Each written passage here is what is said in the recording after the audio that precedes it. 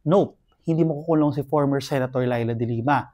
Kahit pa na void ng Court of Appeals yung desisyon na nag-acquit sa kanya sa isa sa mga drug cases niya. Okay, let's talk about it. 2 points.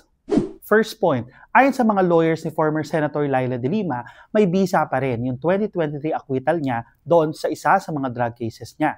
Ibig sabihin po, technically acquitted pa rin siya, wala pa rin siyang sala doon sa drug case na yun. At isa pa, magpa-file pa sila ng motion for reconsideration doon sa Court of Appeals Division na yun para iapela ang desisyon. Kung sakaling hindi sila kampihan ng Court of Appeals, may option pa si Laila de Lima at mga lawyers niya na pumunta naman sa Supreme Court para doon naman manghingi ng tulong. Kaya in essence, hindi pa enforceable yung naging desisyon ng Court of Appeals doon sa drug case ni de Lima. O malino na tayo doon. O punta tayo ngayon sa second point.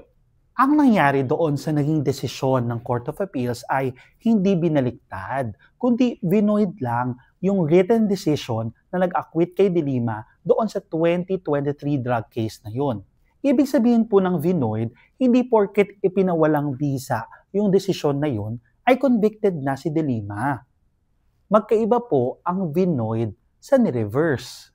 Sabi lang din daw ng CA, parang hindi lang daw masyadong maliwanag yung naging desisyon, yung naging explanation ni Judge kung paano naging acquitted si former Senator Laila de Lima. Kaya ang interpretasyon ng mga lawyers ni former Senator Laila de Lima ay pinapare-write lang daw kay Judge yung naging desisyon na nagpalaya kay former Senator Laila de Lima.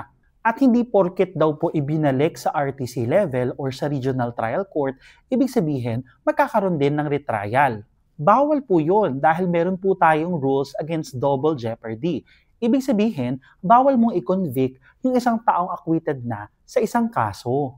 Pero alam nyo, may mga times din na binovoid yung acquittal kung may mga kaso ng mistrial, ganyan, pero that's not the issue in the case of de Lima. Ang kaso dito nga kay de Lima, ibalik kay Judge para ipaliwanag ni Judge ng mabuti doon sa desisyon niya kung paano naging not guilty si former Senator. Sinabi kasi ng CA na ang sinayit lang ni Judge na reason sa pag-acquit kay de Lima ay yung pagbawi ni dating Bucor Chief Rafael Ragos na star witness sa kaso nung kanyang testimonya laban kay de Lima. So what happens now to de Lima kung hindi siya makukulong? Well, nakatakda siyang magkaroon ng congressional comeback. Uupo siyang congresswoman sa ilalim ng ML party list. At bukod sa congressional comeback, nakatakda rin maging prosecutor si de Lima doon sa upcoming impeachment trial ni Vice President Sara Duterte.